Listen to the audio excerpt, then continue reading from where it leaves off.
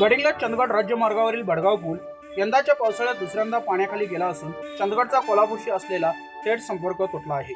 आज सकाळी 9च्या सुमारास भडगाव पुलावर फुटभर पाणी आल्याने प्रशासनाने खबरदारीचा उपाय म्हणून या मार्गावरील वाहतूक तातडीने बंद करून इंचनाळ गजरगाव मार्गे वळविली आहे।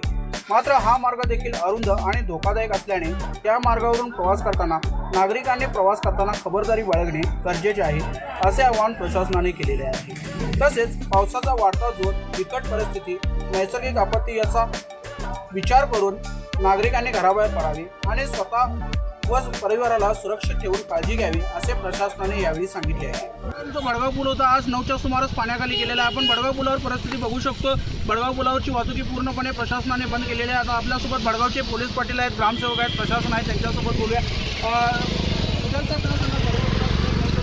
पाण्याची पातळी किती फूट आहे, पाणी किती फूट वाढलेलं आहे? सलग 4-5 दिवस पडत असलेल्या पावसामुळे सलग 2 दिवस पाण्याची पातळी वाढत होती। कालपासून अचानक पाण्याच्या पातळीमध्ये वाढ होऊन संध्याकाळी पुलाच्या लेवलपर्यंत पाणी येऊन सकाळी 8-8:30 वाजता पुलावर पाण्याची पातळी जवळजवळ 2-3 इंचापर्यंत वाढलेली आहे आणि आता प्रशासनाकडून राज्यमार्गावरील वाहतूक बंद करण्यासाठी आदेश आलेला आहे। त्यामुळं वाहतूक बंद करण्यात येत आहे।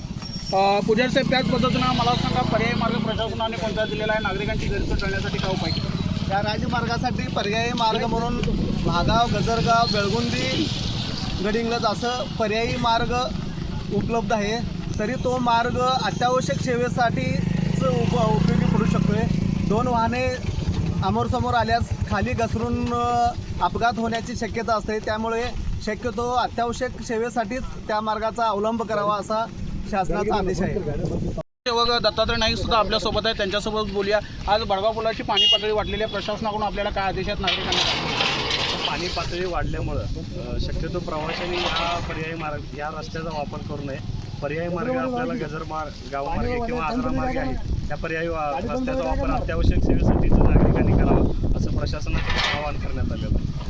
त्याच पद्धतीनं हा भडगाव पूल नागरिकांच्या सोयीसाठी परत कधीपर्यंत चालू होईल, काय सांगता? पाणी पातळी पूर्ण कमी झाल्याशिवाय या रस्त्यावरून वाहतूक करणं धोक्याचं ठरू शकतं। त्यामुळे प्रशासनाचे पुढील आदेश या रस्त्यावरून वाहतूक बंद करण्यात येईल। धन्यवाद। त्याच पद्धतीने हे भडगावचे पोलीस पाटील व ग्रामसेवक आपल्यासोबत बोलत होते। त्यांनी सांगितले आहे नागरिकांनी खबरदारी घेणं गरजेचं आहे। पावसाचं प्रमाण देखील वाढत आहे, त्यामुळे पाणी पातळी वाढल्यामुळे भडगाव पुलावरची वाहतुकी पूर्णपणे बंद करण्यात आली आहे। त्यासाठी नागरिकांनी आपला जीव धोक्यात घालून या भडगाव पुलावरून प्रवास करू नये, असं त्यांनी सांगितलेलं आहे। सत्यवार्ता न्यूजसाठी धनंजय शेट्टी, गडिंग्लज।